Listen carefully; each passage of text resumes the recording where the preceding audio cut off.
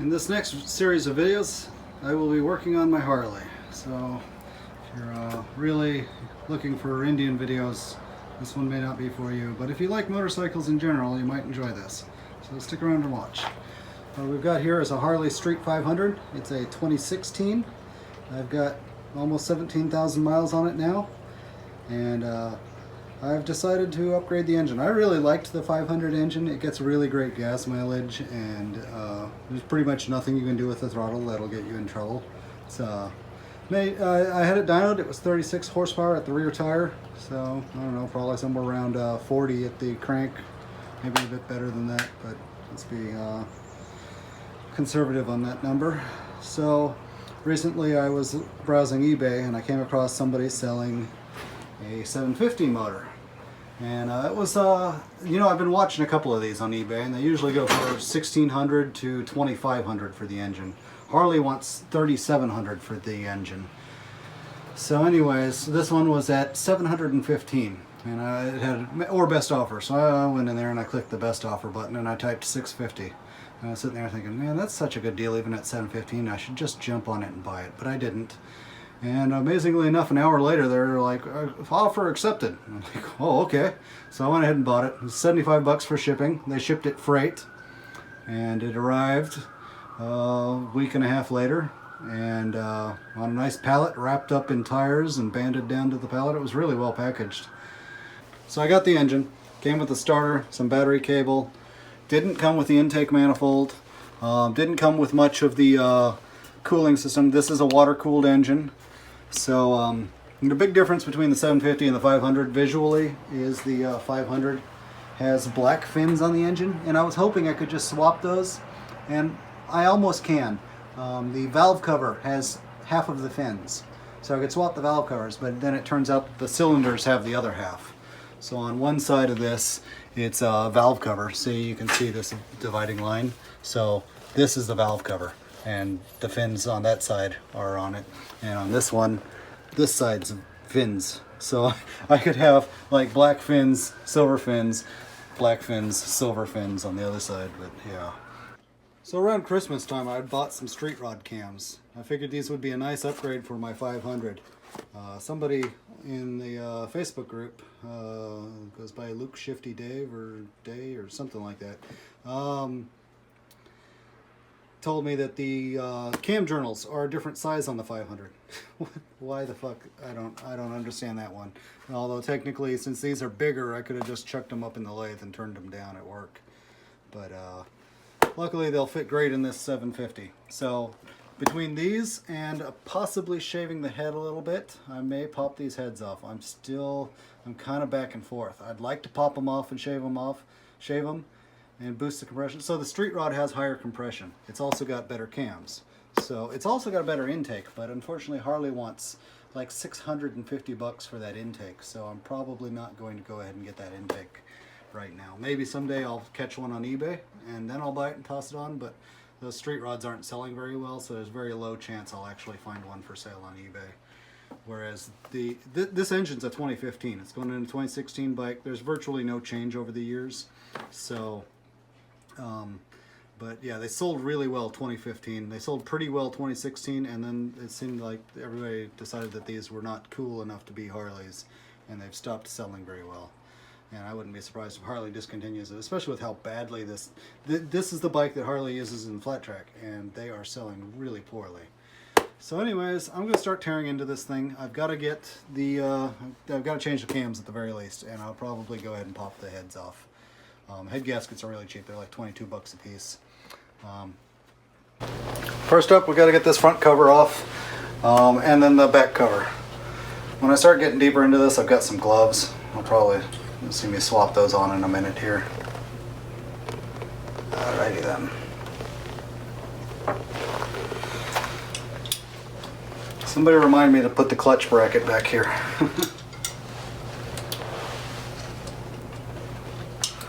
I'm just going to break all these loose real quick with the Allen key, and then I've got a high speed, well, I've got a T. Do it a little bit faster later on.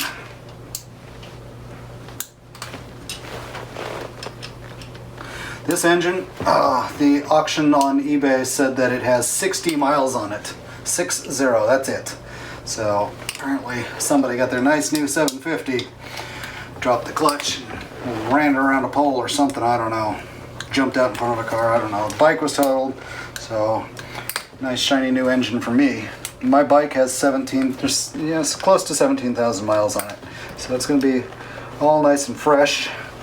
New engine. I'm going to have to go back to running conventional oil while I finish braking in this engine.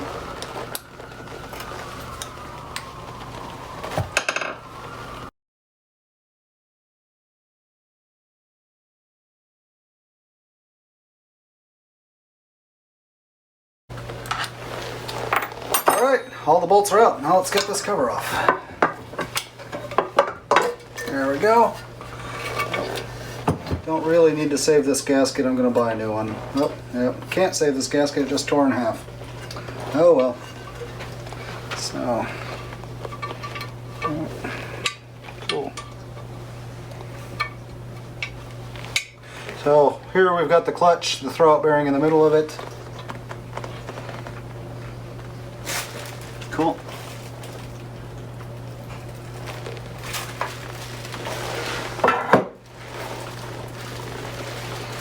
And this gear is eventually going to come off. This is the balance shaft. I'm totally ditching the balance shaft assembly. It's unfortunate it tore. I really should just put a fresh one in there anyway so it doesn't leak. Don't need any leaks. Now I'm going to go ahead and put this dipstick back in the case. And I'm going to put all of the bolts that held that case on back inside the case. I've got it just sitting on my bench over here in the corner. I have to clear some of this other junk off my bench at some point to keep everything on the bench. Make room.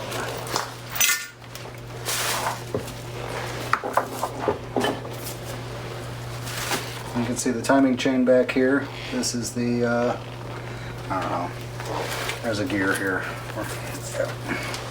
Next, side. Don't drop it off the bench, please. There we go. Got a cable here. This is, as I understand it, this is the alternator cable. So, the 3 wires coming out of the alternator. And we've got a hose here that I'd like to actually remove, so let's see what I can do. We'll have to put a real hose clamp on this thing when I get done with it.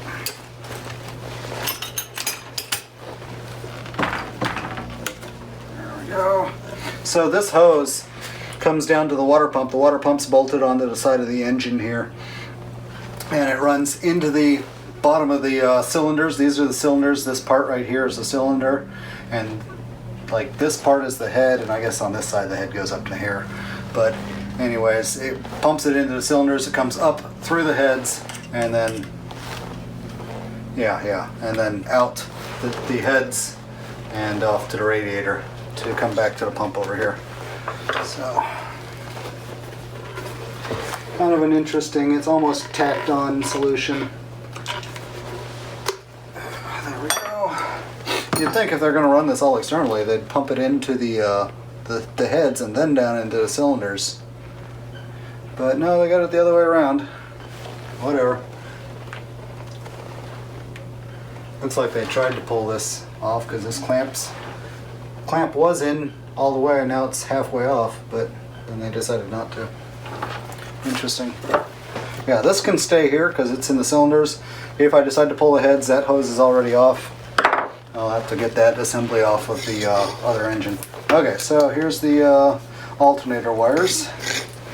Here's the output gear. So, let's break these loose again.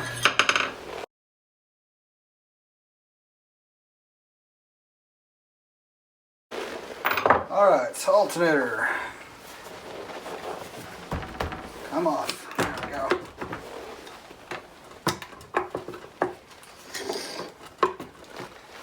Lego my ego. Magnets. So there's the alternator, or you know, the The stator coil. Yeah, that's what it is, the stator. So, set this one pretty much on top of the last one. Yep. Let's see what I can do with this.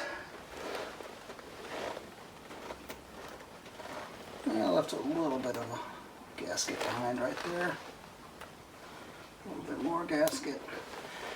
Okay, so I want to clean up those little bits of gasket that were left behind, but I got this one off in one piece. Not that I'm going to reuse it.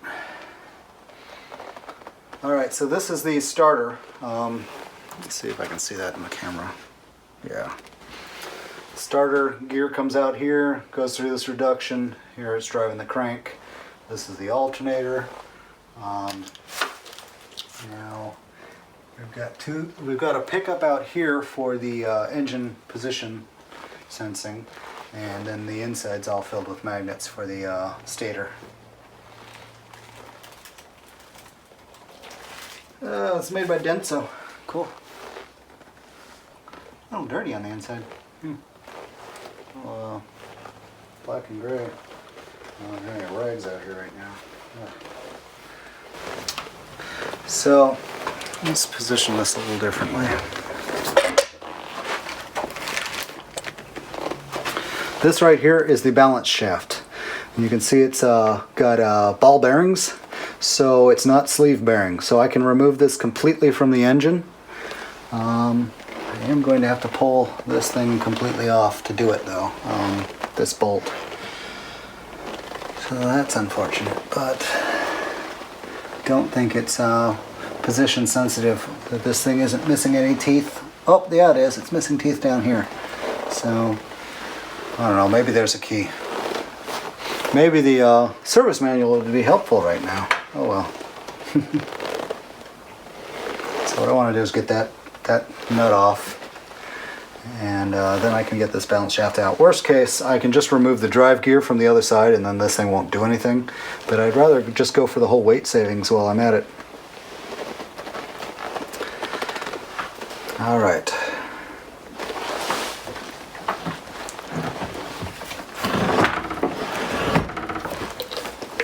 Oh, this thing has some oil in it. I know because it's now all over my bench. Oh well. It wasn't quite as empty as it should have been. Which is interesting because I shipped this thing to me laying on its side. Oh well. They're pretty oil tight. I'm gonna figure out what size nut that puppy is. I have an impact gun. It's a little rusty, but my air compressor is way too small. So my success level with this is probably going to be really low. Good grief. Anyways, yeah, so pop, pop, pop. Let's give this a whirl. Let's see how lucky we can get on this this nut.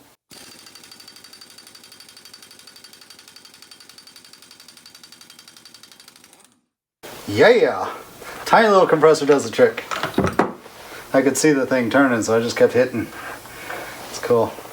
Alright. So this is the balance shaft, and it's got this spring-loaded tooth on here that's supposed to prevent lash, but man, this engine sounds like crap while it's running, so I bet most of it's that.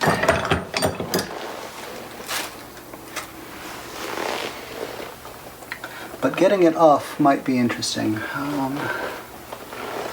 There's supposed to be a way of putting a thing in here to keep this lined up. See if I can find the right size for that. Okay, so it's between 2.5 and 3 millimeters. Let's see. Select Torx bits. It's smaller than 25.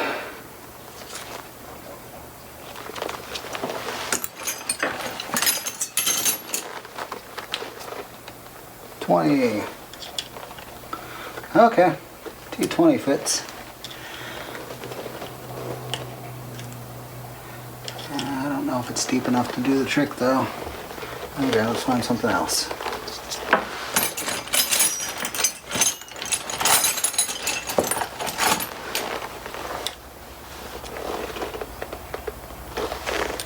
Smaller than 5/32.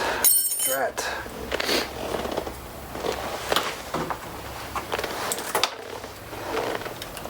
There we go. A pin from my pegboard. It's the right size for that. Now the trick is to get it out.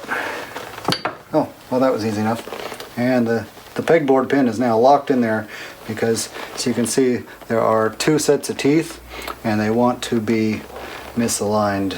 Or yeah, they're spring loaded to keep them, to deal with the lash, this balance shaft. Alright, so when I get that thing out of the way on the other side, this will come right out. Alright, this is where we're going to call it. To be honest, I recorded this video a year ago. I ran into a roadblock, which we'll come up to in a future video here, and I took some time away from doing this to think about my options. So we'll cover those options when we get to the end of this series. I'm going to try and break this up into like 15-minute chunks, kind of a musty style where you just follow along while I'm working on the thing. Hopefully it's not too boring for you. I find Musty's videos pretty relaxing, watching him work on his bikes and cars, so maybe you feel the same way about mine. I don't know. Anyways, if you're not already subscribed, subscribe, because I'm gonna keep pumping these videos out. I'm thinking maybe once a week, but if I start moving quicker on this project, I might start bumping up the pace of these videos. But for now, I'll promise once a week. So I don't know which day of the week at this point. Maybe we'll aim for Wednesdays. I don't know. I think weekends are better for me, though. We'll see. Once I get the video edited, I tend to post them pretty quickly. Anyways, thanks for watching. Feel free to leave comments. Tell me what you think. Like and subscribe. Tell your friends about this video, especially if they have one of these kind of motorcycles.